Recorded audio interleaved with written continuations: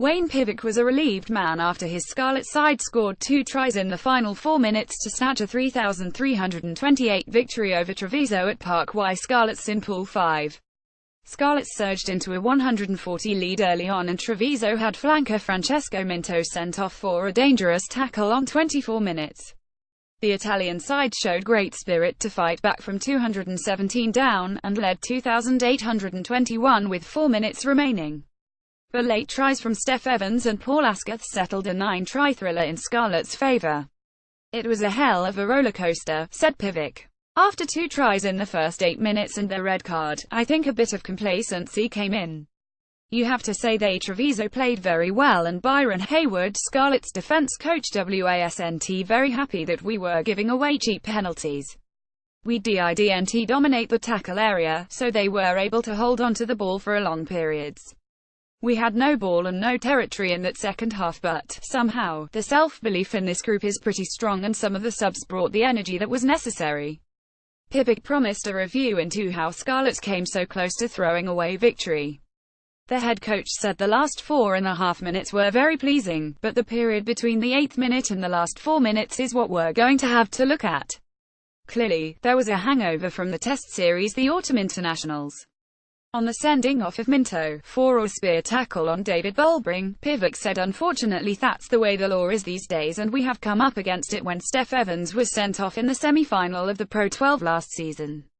Treviso's coach Kieran Crowley said, "We're gutted. Give credit to the Scarlets, they hung in there at the end. It's hard because it's the 3rd time we have done it, against Toulon, Ulster and now this one, conceding points in the final minute.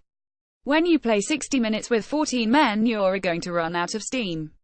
Some of our players were out on their feet and Scarlets made us pay for it."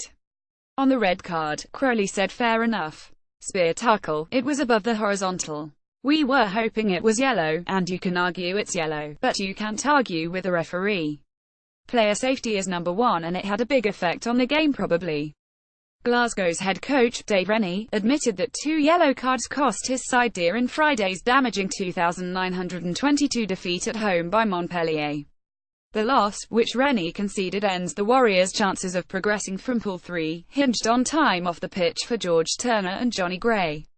With the hosts 175 up, Turner was shown yellow for an incident off the ball, before Gray was penalised for cynical play, which led to a penalty try as Montpellier capitalised on the numerical advantage. A frustrated Rennie said the first yellow killed his side's momentum. "The first one was dumb," he said. "At 175, we had all the momentum, it was our line out, our ball and 20 metres out, and that was telling, which is disappointing. Johnny was trying to do his best to stop them from scoring.